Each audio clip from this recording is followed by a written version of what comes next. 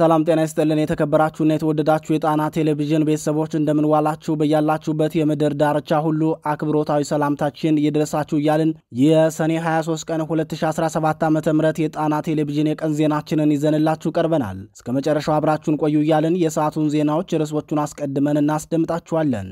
አንድ ሰኔ ያጠፋውን 5 ሰኔ አይመልሰውም እንዲሉ ሰኔ 8 ቀን ጎርጎራ ላይ የወደቀችው ሄሊኮፕተር ሌላ ጣጣ ይዛ መጣለች። የብልጽግናው አገዛዝ የፕሮፓጋንዳ ከሽፈቱንም ሆነ የሄሊኮፕተሯን ጉዳት መደበቅ እንዳይችል የሆነበትን የሄሊኮፕተሯን ዝርዝር መረጃ በዜናችን አካተነዋል። በቀዳሚነት ተሰሙታላችሁ።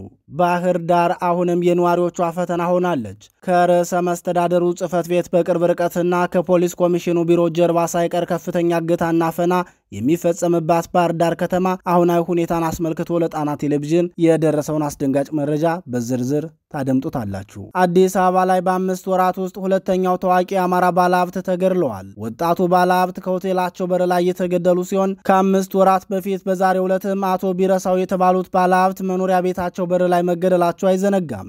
በአማራ ባለሀብቶች ላይ የተነጣጠረው ግድያን አስመልክቶ የወጡ መረጃዎችን በዜናችን እናስደምጣችኋለን። የአማራ ፋኖ ማለት በሚኒሊካዊ ባህሪ የተቀረጸ ነው የሚለው የአማራ ፋኖ ሸዋ ጠቅላይ ግዛት እዝ አሁናዊ የውጊያ ዕቅድ ስምሪትና የግዳጅ አፈጻጸም ግምገማ አካሂዷል። የአጼ አምደ ጽዮን ኮር ያደረገውን ግምገማና ስምሪት በዜናችን ተሰሙታላችሁ። ሰዓቱን ጠብቆ ይቀርብላችኋል። እነዚህንና ሌሎች ለሰዓቱ የተመረጡ መረጃዎችን አሰባስበን ያሰናዳነው የሰዓቱ መረጃችን ከዚህ ሰዓት ጀምሮ ወደ እናንተ መቅረብ ይጀምራል። በድጋሚ እስከ መጨረሻው አብራችሁን ቆዩ እያልን በቀጥታ ወደ ዝርዝር ዘገባው እናመራለን።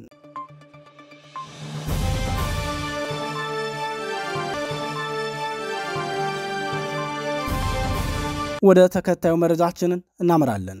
በሰላም ወጥተን ለመግባት ተቸግረናል። የባህር ዳር ከተማ ነዋሪዎች በባህር ዳር ከተማ ከፍተኛ የህዝብ ብሶትና በሰላም ወጥቶ የመግባት ስጋት መስፈኑን በተከታታይ መዘገባችን ይታወሳል። የጣና ቴሌቪዥንን ተከታታይ ዘገባዎችን ተከትሎም ተጨማሪ መረጃዎችን ያደረሱን የከተማዋ ነዋሪዎች የከተማ ውስጥ እገታ፣ ግድያና ዝርፊያ መደበኛ የዕለት ተዕለት ተግባራት ሆነዋል ብለዋል። አስተያየት ሰጪዎች አክለውም ከቀን ወደ ቀን እየተባባሰ የመጣው ስርዓት አልበኝነትና የጎበዝ አለቃ ገዥነት ከባድ የኑሮ ስጋት እንደሆነባቸው ተናግረዋል። በክልሉ መዲና ባህር ዳር የትኛውም ክፍለ ከተማ ሰላማዊ ኑሮ ለመኖር ተቸግረናል። አቤቱታ የምናቀርብለት አካል አጥተናል። አሁን ከተማ ውስጥ ከሰላማዊ ህዝብ ይልቅ ወንበዴውና የጸጥታ አስከባሪው ነው ተግባብቶ እየሰራ ያለው። ተስፋችን ከፈጣሪ በታች የፋኖ ድል ብቻ ሆኗል ሲሉ ቅሬታቸውን ገልጸዋል። ጣና ቴሌቪዥን በከተማው እየተፈጸመ ነው ስለሚባለው የወንጀል ዝርዝር ሂደት ምንጮችን ጠይቃለች። እንደ ነዋሪዎቹ ገለጻ ከሆነ ድርጊቱ የሚፈጸመው በአገዛዙ ሰዎችና የእነዚህን ተልዕኮ ተቀብለው በፋኖ ስም በሚነግዱ ግን ደግሞ ፋኖ ሳይሆኑ ጫካ በገቡ ኃይሎች ቅንጅት ነው ሲሉ ያብራራሉ። የመረጃ ምንጮቻችን ለዚህ ማረጋገጫ ያሉትን አስተያየት ሲሰጡም ከ3 ሳምንት በፊት በቴዎድሮስ ክፍለ ከተማ አባይ ማዶ ተብሎ በሚጠራው አካባቢ ከጧቱ 2 ሰዓት ላይ ባለቤቱን አቁስለውና ሌላ አንድ የባለቤቱን ወንድም ገድለው እገታ የተፈጸመበትን አቶ አበበ ወርቁን በአብነት ይጠቅሳሉ። ይህ አስነዋሪ ድርጊት የተፈጸመው በመኪና ነው። በአካባቢው ቅርብ ርቀት ላይ የጸጥታ አካላት ነበሩ። የክልሉ ርዕሰ መስተዳድር ጽሕፈት ቤትና የክልሉ ምክር ቤትም የሚገኘው በዚሁ ቀበሌ ስለሆነ ከፍተኛ የኮማንድ ፖስት ጥበቃ የሚደረግበት ነው። ከአቶ አበበ ወርቁ በተጨማሪም ሌሎች ግለሰቦች በጠራራ ፀሐይ ተገድለዋል ሲሉ እንደ ማስረጃ አቅርበዋል። ይህ በአደባባይ የወጣ መሆኑ እንጂ በየቀኑ ከቤታቸው እየታገቱ የሚወሰዱት ብዙ ናቸው የሚሉት የከተማዋ ነዋሪዎች እገታው ከተማ ይፈጸም እንጂ ታጋቾች የተጠየቁትን ከፍተኛ ገንዘብ ከፍለው ከተለቀቁ በኋላ ቆይታቸውን ሲመሰክሩ የወንጀሉ አፈጻጸም በቅንጅት የሚፈጸም ነው። ታግቶ የሚወሰደውን ግለሰብ ተቀብለው የሚያቆዩ ኃይሎች በገጠር ተቀምጠዋል። እነዚህ ኃይሎች ከዚህ በፊትም ሆነ ከእገታ ከተለቀቀን በኋላ በተወሰኑ የተመረጡ ሆቴሎች ውስጥ እየገቡ ይወጣሉ ሲሉ የወንጀሉን ስፋትና ውስብስብነት ተናግረዋል። ከሰሞኑ ወይዘሮ ወርቄ ደመላሽ የተባሉ በተለምዶ ቀበሌ 15 ወይም ፋሲሎ ክፍለ ከተማ ነዋሪ ታግተው ተወስደው ነበር። እርሳቸውን ከሌሊቱ 6 ሰዓት ከቤት አውጥተው ሲወስዷቸው በከተማው ውስጥ ፓትሮል የሚያደርጉ የብልጽግና ወታደሮች ነበሩ።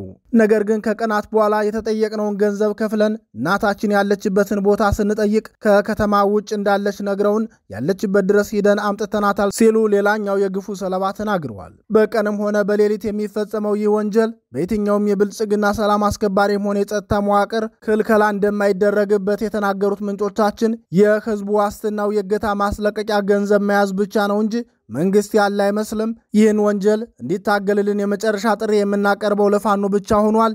ፋኖ ድል አድርጎ ሰላም ካላገኘን በዚህ ሁኔታ የአማራ ህዝብ መከራ ተራዛሚ ነው ሲሉ አስተያየታቸውን ሰጥተዋል።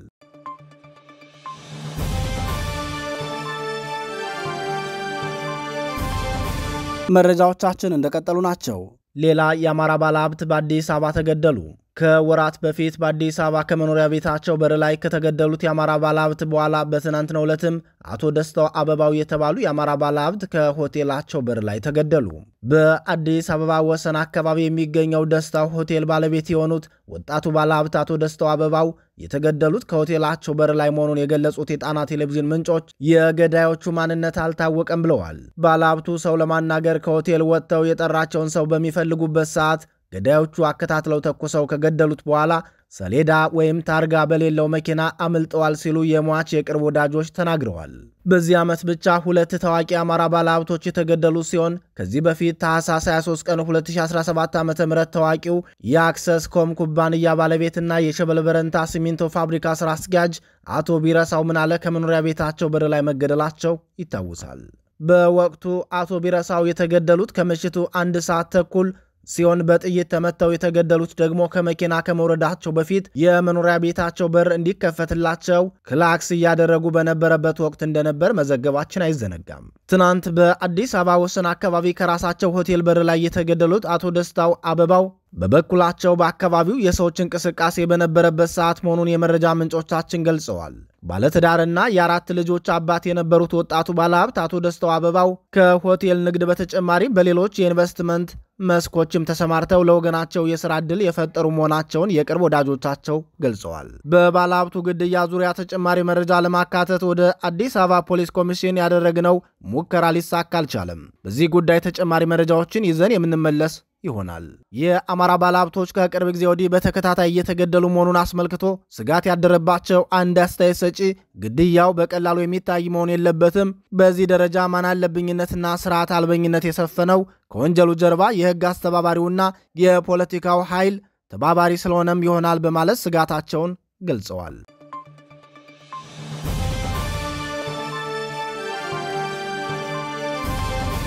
በመጨረሻም የትግል አፈጻጸም ግምገማና የግዳጅ ዕቅድ ውይይት ተደረገ። በየጊዜው ራሱን እየገመገመና በሰራዊቱ መካከልም ሰፊ ውይይት በማድረግ የተሻለ ቁመና ላይ የሚገኘው የአማራ ፋኖ ሸዋ ጠቅላይ ግዛት ዕዝ የውጊያ ዕቅድ ግምገማና የስምሪት አቅጣጫ መስጠቱ ታወቀ። እዙ በ2 ጠንካራ ኮሮችና 8 ግዙፍ ክፍለ ጦሮች የተዋቀረ ሲሆን ለ2 ተከታታይ ቀናት የግዳጅ አፈጻጸም ግምገማና የውጊያ ዕቅድ ስምሪት የሰጠው አጼ አምደ ጽዮን ኮር ነው።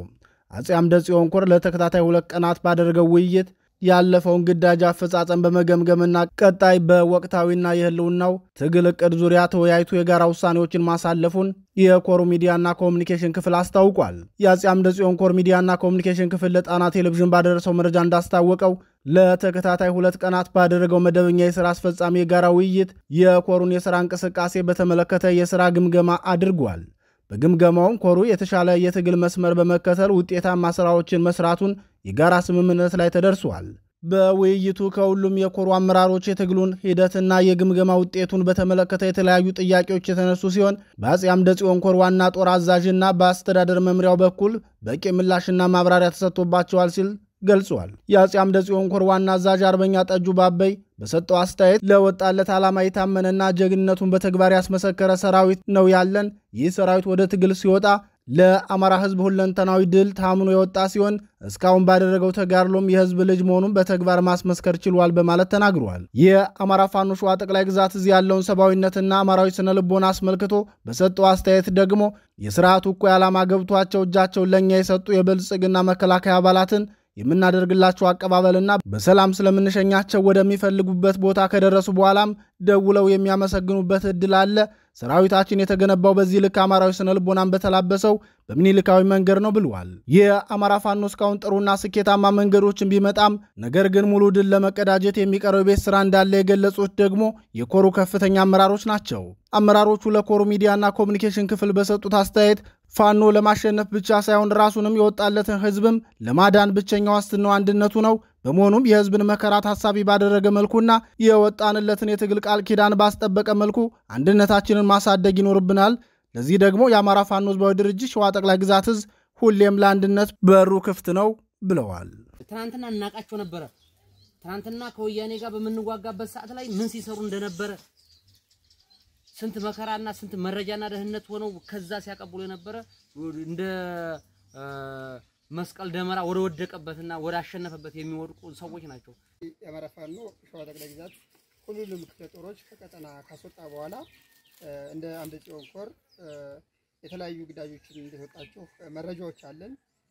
ሁሉም ክፍለ ጦሮች ከቀጠና ቀጠና እየተዋወሩ የተለያየ ስራዎች ሰርተዋል። ተኩሶ የማይስት ወደፊት እንጂ ወደ ኋላ አማይል ጀግና እና ሩሩህ የሆነ ሰራዊት ነው ያለን። በዋንዛ አካባቢ ላይ ትልቅ ስራዎች ተሰርተዋል። በራምቦ ክፍለ ጦር የጥምር ጦር ብሎ የሚጠራው አካል እየፈረሰ የአማራ ፋኖ ሸዋ ጠቅላይ ግዛት እየተቀላቀለ ይገኛል። ከዚህ መጣው የሚያወጥ ከማህበረሰቡ ጋር ያለን ሪሌሽን እና ቅርርብ ማህበረሰቡን የምንታገለው እውነት ለህዝባችን ብሎም ለአማራ ብሎም አልፎም ደግሞ ለኢትዮጵያ እንደምንታገል ስለሚረዱ ከዚህ በምንሸኛቸው በመናደርግላቸው እንክብካቤ እዛ ሲገቡ በሰላም ገብተናል ብዙ ነገር ይላሉ። ተመልሰው ቤተሰባቸውንም አይተው መልሰው ከኛ ጋር መተው የሚታገሉ ብዙ ታጋዮች አሉ። እንደ ሸዋ ጠቅላይ ግዛት እዝ አብዛኛውን ከ90% በላይ ያለውን የሸዋ ጠቅላይ ግዛት እዝ የሸዋ ምድር ሸዋ ጠቅላይ ግዛት እዝ እያስተዳደረ ይገኛል። ክፍለ ጦሮች ብርጌዶችን በሚመሩበት ሰዓት እድገቱን ያገኙት የሸዋን ቀጣና ሙሉ ለሙሉ መቆጣጠርና ሁሉም አውራጆች ላይ ተዛውረን መስራት ስንጀምር ነው። እኔ ሞቼ የአማራ ህዝብ ይቀጥላል። እኔ ከሞትኩ በኋላ ከኔ ኋላ የሚመጣው ትውልድ አማራነቱን አስከብሮ በአማራነት ይንቀሳቀሳል ብሎ ትግል ገብቶት የሚታገለው ሰው ይህ ሰው ብቻው ነው። የአማራ ፋኖ አንድ ካልሆነ የመዳን ተስፋው ብዙም ነው። እውነቴን ነው። አንድ መሆን የሁላችንም አማራጭ ነው። አሁን ባለንበት አቋም ላይ ራሳችን እሱ ባለበት ካምፕ ላይ እሱ በያዘው ምሽግ ላይ እየደመሰስን እየማረክን እንገኛለን ማለት ነው። የሸዋ ጠቅላይ ግዛት ህዝብ እንደምታውቁት ይሄን ሁሉ ቻሌንጅ እና ፈተና በመቋቋም የአማራ ህዝብ ህልውና ለማስጠበቅ ሌት ከቀን እየሰራ እንደሆነ በቂ የሆነ ዝግጅቶችን አድርገናል። በማንኛውም ነገር ለግዳጅ በሁሉም ቦታ ላይ ዝግጁ ነን። ሰሞኑንም ያደረግናቸው አውደ ውጊያዎች አሉ። ሀብት የሚሰበስቡ የግል ኢጎ ለማግኘት የሚሯሯጡ አካላቶች በመኖራቸው ወደ አንድ እንዳንመጣ አድርጎናል። ቀጣይ ወደ አንድ እንመጣለን ብለን እናስባለን። የተሰጠው ግዳጅ በብቃትና በወኔ የሚወጣ የማሸነፍና የአሸናፊነት ስሜት ያለው አድርግና አታድርግን ጠንቅቆ የሚያውቅ ለሚሞትለት ዓላማ የሚረዳና የሚገነዘብ ሙሉ በሙሉ ሸዋ ጠቅላይ ግዛት ህዝባችን አድራይተን ሰራዊታችን አድራይተን እየሰራና ለምስክርነት ሸዋ ጠቅላይ ግዛት ሙሉ በሙሉ ቀጣናዎችን ተቆጣጥሮ ሙሉን ትግሉን ብጽግና ላይ ብቻ አድርጎ እየሰራ ይገኛል። ሳልሳዊ ባዕዴን የሚባሉት አሁን ላይ የትግሉ ባለቤት ነን ብለው በተለያየ ሚዲያ የአማራ ፋኖ ትግልን ለመዘወር እየተንቀሳቀሱ ያሉ አካላት አሉና አፄ አምደ ጽዮን ኮር በሚንቀሳቀስበት አካባቢ ጥላት እንደ ወፍ እየረገፈ የሚገኝበት ሁኔታ ነው ያለው። ግዳጅ መፈጸም የጀመርነው ሻለቆችን ብርጌድ የሰየምን ጊዜ ነው። ብርጌዶችን ወደ ክፍለ ጦር በሰየምን ጊዜ ነው። የመከላከያ ሰራዊት እንደዚሁም የአማራ ክልል አድማ ብተና ፖሊስ ሚኒሻ እየከዱ ይመጣሉ በአንድም በሁለትም። የክፍለ ጦር አመራሮች እንደ ጀነራል እንደ ኮሎኔል ሆነው ምንም አይነት ትምህርት ሳይኖራቸው ራሳቸው እየመሩ የተገኙበት አቋም ላይ ነው ያለው። እኛ በመናስተዳድራቸው እኛ በመነማራቸው ሻለቆች ላይ እየሰሩ ይገኛሉ። ስለዚህ ባለው የጥራት አካሄድ ላይ እኛ በእሱ ባለበት ቦታ ላይ እየሄድን ያለውን ጥቃት እያደረስን ያለነው።